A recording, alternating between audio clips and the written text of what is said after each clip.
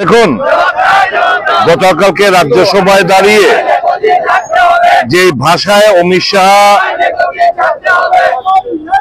Doctor B আর আম্বেদকর সম্পর্কে রেখেছেন, দেশের মানুষ যারা সংবিধানের উপর আস্থা, যারা সংবিধান মেনে চলতে চায়, সংবিধানের উপর বিশ্বাস রাখেন, তারা প্রত্যেকজন গভীরভাবে আহত, মর্মাহত।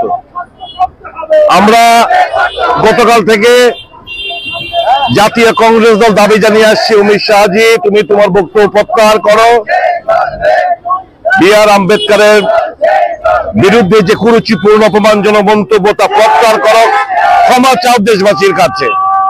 প্রধানমন্ত্রীর কাছে দাবি জানিয়েছে ওকে বরখাস্ত করা। বি আর আম্বেদকর আমাদের ফ্যাশন না, আমাদের ইন্সপিরেশন, আমাদের মোটিভেশন।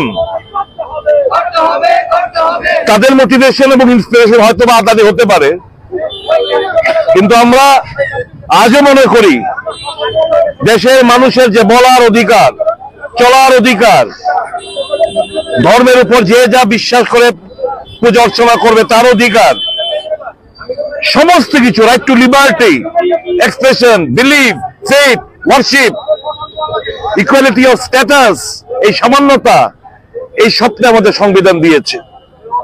কাজে বিজেপির, আমরা দীর্ঘদিন দিয়ে আমাদের নেতা বলে আসছেন যে বিজেপি দল সংবিধান বিরোধী।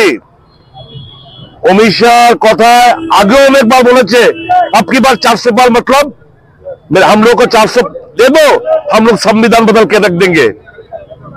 অমিত শাহর বক্তব্য পরিষ্কার, এরা সংবিধান বিরোধী, এবং যিনি সংবিধান রচনা করার অন্যতম কারিগর, ফাদার অফ দ্য কনস্টিটিউশন আমরা বলি, ডক্টর বি আর আম্বেদকরের প্রতি তাদের যে ভেতরে যে ঘৃণা যে জন্মে রয়েছে, পুঁজিভূত হয়ে রয়েছে, তা প্রকাশ পেয়ে গেছে। কাজে আমরা গণতান্ত্রিক আন্দোলনে বিশ্বাস করি। আমরা অমিত শাহ তার কুশপুতল দাহ করেছে ত্রিপুরা প্রদেশ কংগ্রেস, সারা দেশ জুড়ে আজকে বিক্ষোভ হচ্ছে।